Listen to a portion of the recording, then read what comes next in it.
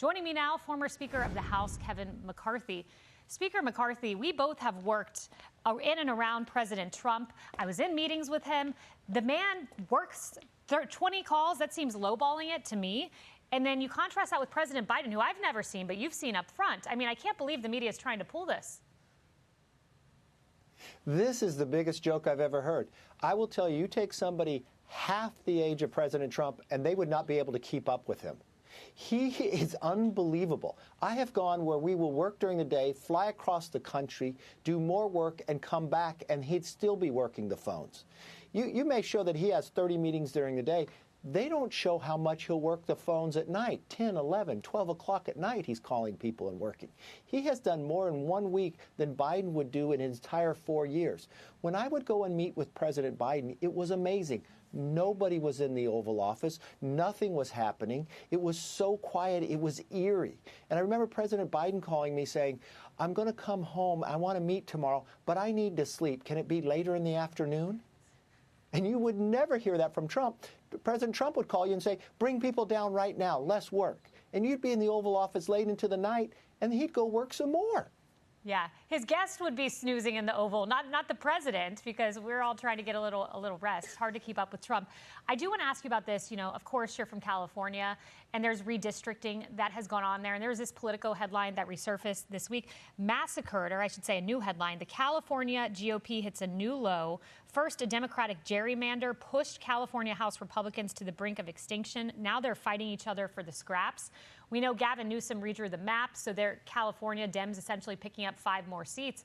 I mean, are the Republicans in shambles over there? What's going on? Well, the difficulty is, if you go across the nation, where do the most Republicans live? Not in Texas, not in Florida, but in California. What Gavin Newsom did is he went against the Constitution because the people of California voted by 61% to have a commission where they want competitive lines. And remember this, when Nancy Pelosi got elected as Speaker, I got elected as Republican leader. 4 years later, we took the majority by 5 seats. Do you know we won 5 more seats in California? Not by redistricting, but having better candidates, more competition, and we won in New York, we won across the country, elected the most women, the most minority Republicans in the Republican history. What Gavin now has done is guarantee that 94% of the seats in California are only Democrats can win. He's picking the politicians, not the voters picking who to elect them. You've watched this time and again what the Democrats did in Illinois. You look New Mexico. Republicans vote 40%. They have no representation. This is where people in their state lose out. Nobody on Ways and Means. Nobody on energy and commerce. How does that happen when you have the 4th largest economy in the world? Because Gavin Newsom wants to run for president instead of empowering and making the very best. Remember how the founders designed this country. That, you know what, if you don't do a good job, you can lose. But if you do good job, you can win Congress. I like competition more than predetermining who's going to win these races. Well, we know, Dems essentially pick up 5 seats in California and Texas 5. It kind of balances each other out. From what I've read, Republicans have a 2 to 3 seat advantage in the redistricting. I mean, where do you think it stands? I think it's about even right now. You never know how these are going to turn out when somebody tries to draw it out. I simply say get the very best candidates, and they need to focus. I think it's a wake-up call after New Jersey and Virginia. Those are always good indicators which direction it's going. Also, if you look at the special election that you just had in Georgia, a seat Republicans won by 61% and just lost.